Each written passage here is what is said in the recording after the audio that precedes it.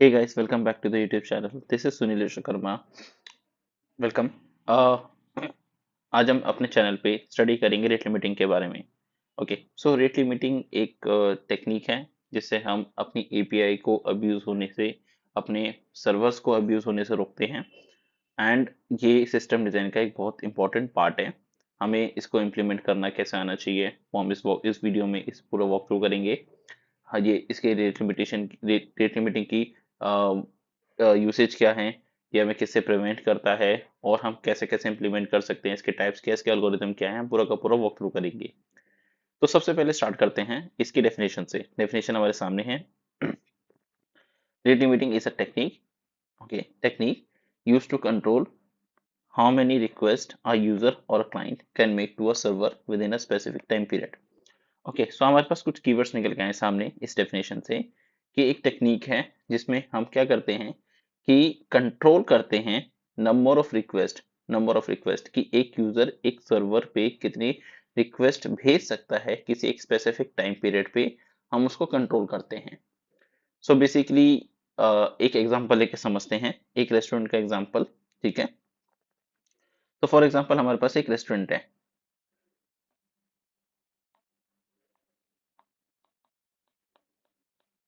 Okay, सो restaurant के पास क्या है कि रेस्टोरेंट के पास एक ऑर्डर आता है, ऑर्डर रिसीव हुआ।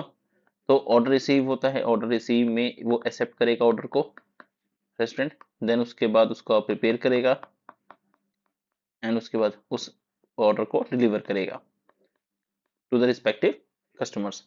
ओके, सो जैसे कि कस्टमर बनाया, ठीक है, उसने क्या किया, एक ऑर्डर प्लेस किया रेस्टोरेंट पे। तो रेस्टोरेंट क्या करेगा इन द रिस्पॉन्स, वो वापस उस ऑर्डर को प्रोसेस करके डिलीवर करेगा। तो जितनी भी ये ऑपरेशन है ना, हम लेट से इसको कंसिडर कर लेते हैं कि ऑर्डर का प्रोसेसिंग प्रोसेस।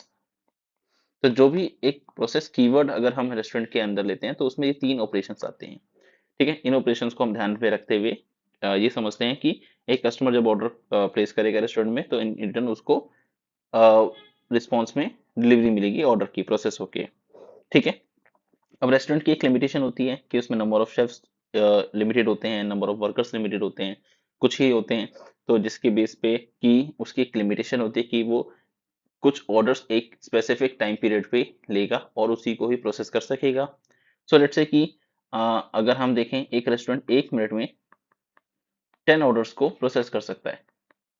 ठीक है, 10 ऑर्डर्स को प्रोसेस कर सकता है। सो 10 ऑर्डर्स को प्रोसेस करने का मतलब है कि 1 मिनट के अंदर वो 10 ऑर्डर को रिसेप्ट कर सकता है, प्रिपेयर कर सकता है, डिलीवर कर सकता है। बट अगर 11वां ऑर्डर आ गया तो उस केस में क्या करेगा, वो हो सकता है कि उसको रिजेक्ट कर दे या फिर उसमें डिले हो।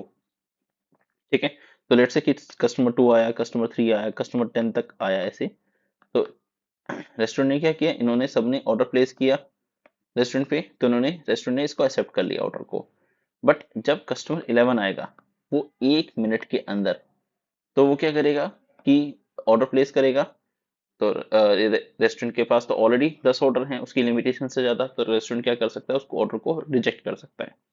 या फिर ये भी कर सकता है कि वो 1 मिनट के, जैसे 1 मिनट खत्म होगा, 1 मिनट के खत्म होने पे जो कस्टमर 11 का ऑर्डर है, मतलब 10 ऑर्डर तो प्रोसेस हो चुके हैं, कंप्लीट हो चुके हैं, 11 कस्टमर का ऑर्डर लेगा और उसको स्टार्ट करेगा प्रोसेस करना।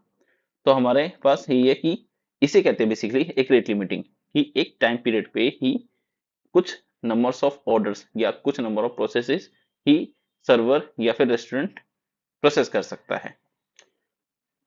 सो अब हम इसका एक टेक्निकल एग्जांपल लेते हैं। टेक्निकल एग्जांपल लेने के लिए एक हम टिपिकल क्लाइंट सर्वर आर्किटेक्चर को ड्रॉ करते हैं। सो सपोज कि मेरे पास एक ये क्लाइंट है और एक ये सर्वर है। थोड़ा सा बेकार ड्राइंग है मेरी, ये एक सर्वर है।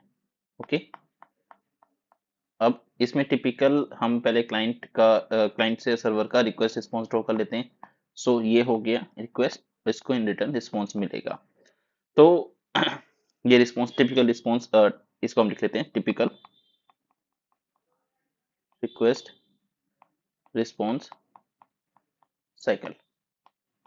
ठीक है, अब होता क्या है कि बेसिकली सर्वर क्या करता है कि जब उसके पास कोई रिक्वेस्ट आती है क्लाइंट से, तो उसको प्रोसेस करता है। ओके, तो जैसे कि हमने रेस्टोरेंट के उसमें केस में देखा, वो भी कुछ प्रोसेस करता है। अब यहाँ पे भी सर्वर कुछ प्रोसेसिंग करेगा, तो प्रोसेसिंग में वो डीबी क्वेरी कर सकता है। ओके, सो सेकंड थिंग वो क्या कर सकता है, कुछ कैलकुलेशन परफॉर्म कर सकता है। फिर या तो फिर जो रिक्वेस्ट आई है उसके बेस पे कुछ वैलिडेशंस कर सकता है, और भी बहुत सारी चीजें हैं वो कर सकता है। तो प्रोसेस का मतलब, हम जब भी टर्म एक प्रोसेस इस टेक्निकली वर्ड में लेंगे तो हम इसका मतलब है कि उस प्रोसेस में वो एक से ज्यादा ऑपरेशंस परफॉर्म कर सकता है सर्वर। अब जैसे कि उसके पास रिक्वेस्ट आई, तो रिस्पॉन्स में उस रिक्वेस्ट को प्रोसेस करके जो रिस्पॉन्स में डेटा वो वापस क्लाइंट को भेजता है।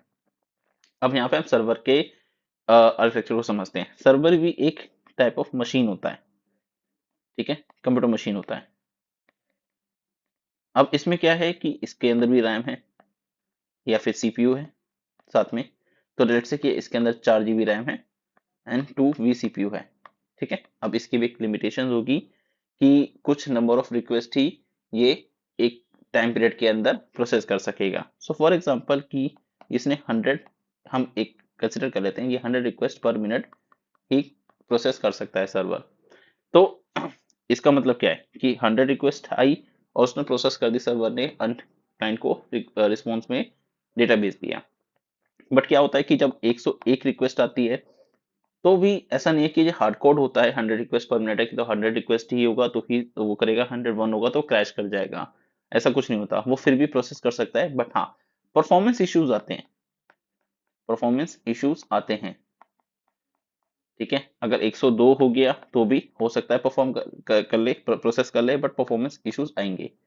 बट क्या होता है कि जब 150 रिक्वेस्ट आती हैं इन अ मिनट, तो डेफिनेटली कुछ ना कुछ तो इश्यूज आ सकते हैं। हो सकता है क्रैश कर जाए सर्वर हमारा, ठीक है। या 200 रिक्वेस्ट आती हैं इन अ मिनट, तो डेफिनेटली वो क्रैश कर सकता है। यहाँ पे क्रैश का मतलब है कि सर्वर डिले करेगा रिस्पॉन्स में, या फिर हैंग अप कर सकता है, ठीक है। No response from the server, ऐसा भी हो सकता है। तो यहाँ पे ना रेट लिमिटिंग का एक बहुत बड़ा एडवांटेज होता है, इसको हम यूज कर सकते हैं। बहुत बड़ा यूज होता है कि लेट्स से कि हमने 100 रिक्वेस्ट पर मिनट प्रोसेसिंग करनी है, ठीक है, तो हमने एक रेट लिमिटर लगा दिया। ओके, सो यहाँ पे हम सिंपल सिंपल एक कर सकते हैं रेट लिमिटर के टर्म में कि लेट्स से कि मैंने एक रेट लिमिटर यहाँ पे ऐसे लगा दिया। तो इस रेट लिमिटर का यूज क्या होगा कि, लिख लेता हूँ यहाँ पे, रेट लिमिटर हमने लगा दिया।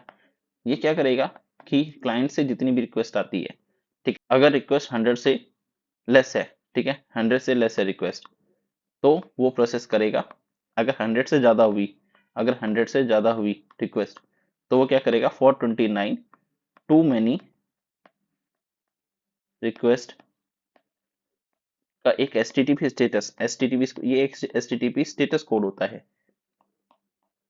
ये करके वापस से रिस्पॉन्स भेज देगा। इंस्टेड ऑफ प्रोसेसिंग, वो पहले चेक करेगा कि 100 से रिक्वेस्ट ज्यादा है, तो वो 429 का एचटीटीपी स्टेटस कोड करके टू मैनी रिक्वेस्ट का रिस्पॉन्स क्लाइंट को भेज देगा।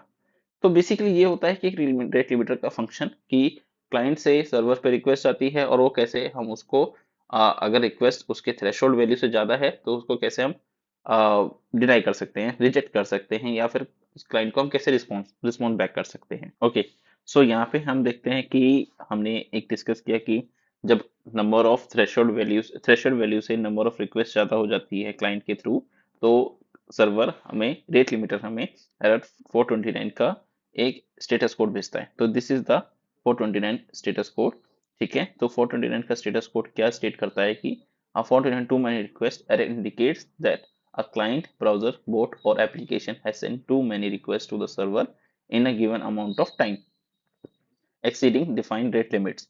This HTTP client side error serve as protection mechanism against abuse or system overload, requiring the user to wait before sending more request.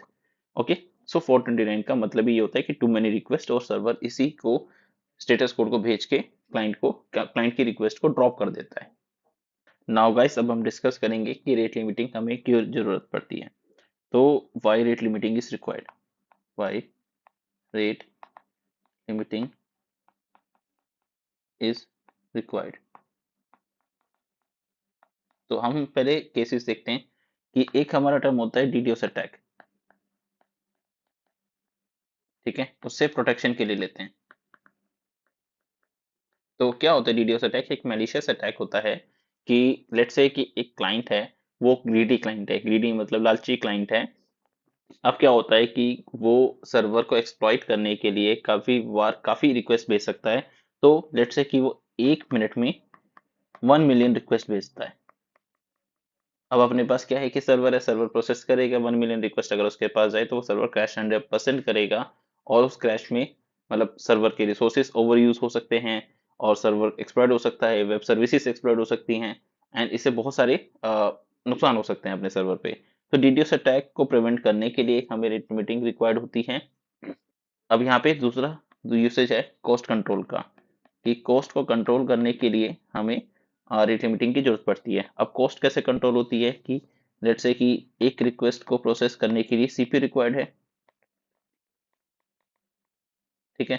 अब जितने more CPU required होगा is equal to more cost, ठीक है। अगर मान लीजिए कि किसी ने 1 मिनट के अंदर 1 मिलियन रिक्वेस्ट भेजी है,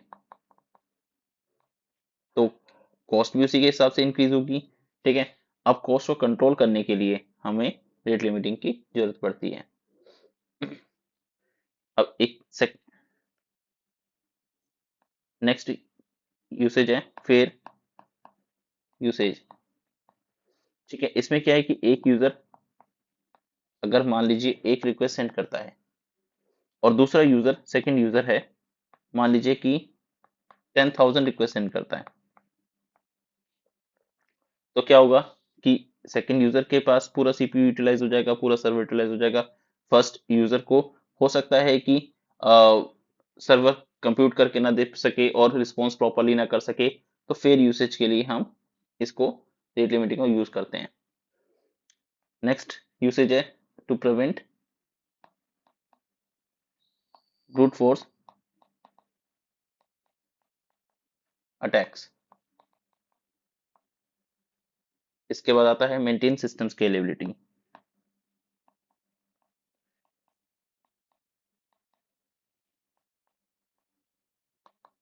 okay, these are the usages जिसके लिए हमें रेट लिमिटिंग रिक्वायर्ड होती है।